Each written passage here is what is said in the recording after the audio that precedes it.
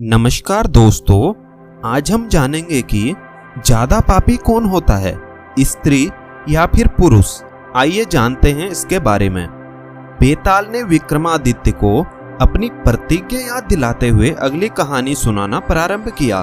भोगवती नाम की एक नगरी थी, उसमें राजा अमर्त्यसेन राज करता था।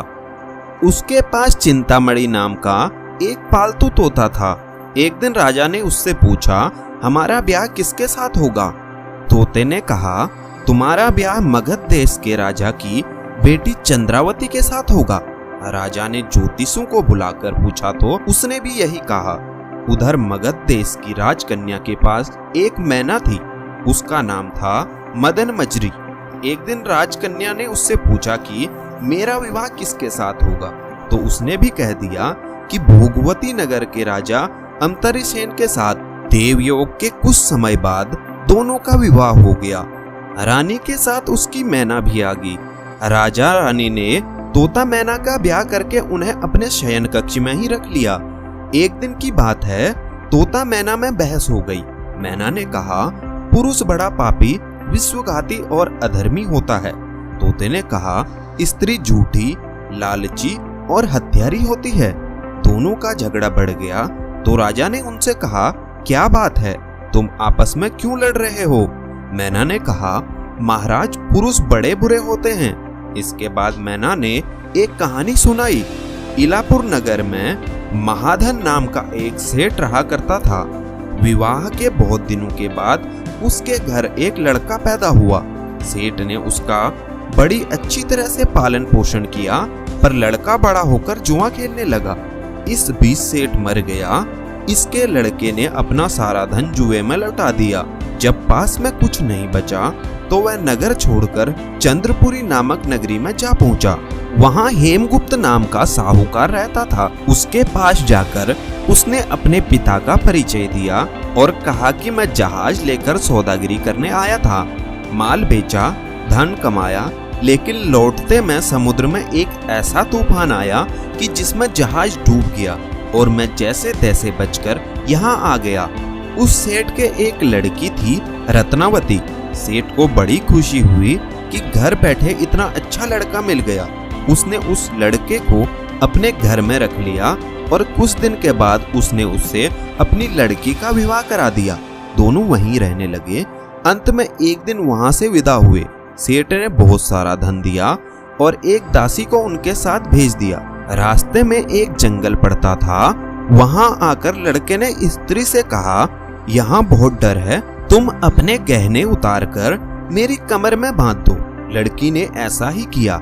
इसके बाद वह लड़के ने काराहों को धन देकर डोले से वापस करा दिया और दासी को मारकर कुएं में डाल दिया। फिर स्त्री को भी कुएं में पलटकर आगे बढ़ गया। स्त्री रोने लगी। एक मुसाफिर उधर जा रहा था। जंगल में रोने की आवाज सुनकर वह वहां आया। उसे कुएं से निकालकर उसके घर पहुंचा दिया।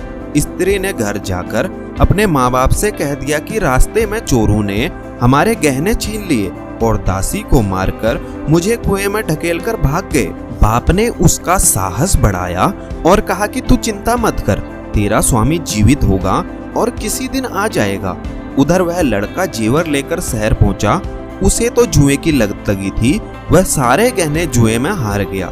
उसकी बुरी हालत हुई तो वह यह बहाना बनाकर उसके लड़का हुआ है फिर अपने ससुराल चला गया। वहां पहुंचते ही सबसे पहले उस स्त्री से मिला। वह बड़ी खुश हुई। उसने पति से कहा, आप कोई चिंता न करें, मैंने यहाँ आकर दूसरी ही बात कही है। जो कहा था वह उसने बता दिया। सेठ अपने जमाई से मिलकर बड़े प्रसन्न हुए और उन्होंने उसे बड़ी अच्छी तरह से घर में रखा। कुछ दिन बाद एक रोज सुबह जब वह लड़की गहने पहने सो रही थी, उसने चुपचाप छुरी से उसे मार डाला और उसके गहने लेकर चंपत हो गया। मैना बोली, महाराज, यह सब मैंने अपनी आंखों से देखा। ऐसा पापी होता है पुरुष। राजा ने तोते से कहा, अब तुम बताओ कि स्त्री क्यों बुरी होती है? इस पर तोते ने यह कहानी सुनाई। कंचरपुर में सागर दत्त नाम का एक सेठ रहता था। उसके श्रीदत्त नाम का एक लड़का था। वहां से कुछ दूर पर एक और नगर था, श्री विजयपुर। उसमें सोमदत्त नाम का सेठ रहता था। उसके एक लड़की थी जयश्री। वह श्रीदत्त को ब्याही थी। ब्याह के बाद श्रीदत्त व्यापार करने प्रदेश चला गया। 12 बरस हो गए और वह वापस नहीं आया तो जयश्री व्याकुल होने लगी। एक दिन वह अपनी अटारी पर खड़ी थी कि एक आदमी उसे दिखाई दिया। उसे देखते ही वह उस पर मोहित हो गई। उसने उसे अपनी सखी के घर बुलवा लिया। रात होते ही वह उस सखी के घर चली जाती और रात भर वहां रहकर दिन निकलने से पहले ही लौट आती। इस तरह बहुत दिन बीत गए। इस बीच एक दिन उसका पति परदेश से लौट आया। स्त्री बड़ी दुखी हुई। अब वह करे तो करे क्या। पति हारा थका था। जल्दी ही उसकी आंख लग गई और स्त्री उठकर अपने दोस्त के पास चल दी। रास्ते में एक चोर खड़ा था। वह चोर कौतूहलवश देखने लगा कि स्त्री कहाँ जाती है। धीरे धीरे जयश्री सहेली के मकान पर पहुंची। चोर भी पीछे पीछे गया। संयोग से जयश्री के पुरुष मित्र उस आदमी को सांप ने काट लिया था और वह मरा पड़ा था। जयश्री ने सोचा कि वह सो रहा है। वही आंगन में पीपल का एक पेड़ था जिस पर एक पिशाच बैठा यह लीला देख रहा था। उसने उस आदमी के मृत शरीर में प्रवेश करके उस स्त्री जयश्री की नाक पर काट लिया और फिर उस आदमी की देह से निकलकर पेड़ पर जा बैठा। स्त्री रोती हुई अपने सहेली के पास गई। सहेली ने कहा कि तुम अपने पति के पास जाओ और वहां बैठकर रोने लगो। कोई पूछे तो कह देना कि पति ने नाक काट ली है। उसने ऐसा ही किया। उसका रोना सुनकर लोग इकट्ठे हो गए। उसका पति जाग उठा। उसे सारा हाल मालूम हुआ तो वह बड़ा दुखी हुआ। लड़की के बाप ने कोतवाल को खबर दे दी। कोतवाल उन सबको राजा के पास ले गया। लड़की की हालत देखकर राजा को बड़ा गुस्सा आया। उसने कहा, इस आदमी को सूली पर लटका दो। संयोग से राजा जब उसे सजा सुना रहा था वह चोर भी वहां पर खड़ा था। जब उसने देखा कि एक बेकसूर आदमी को सूली पर लटकाया जा रहा है तो उसने राजा के सामने जाकर सब हाल सच सच बता दिया। बोला, अगर मेरी बात का विश्वास ना हो तो जाकर देख लीजिए, उस आदमी के मुंह में स्त्री की नाक है। राजा ने दिखलवाया तो यह बात सच निकली।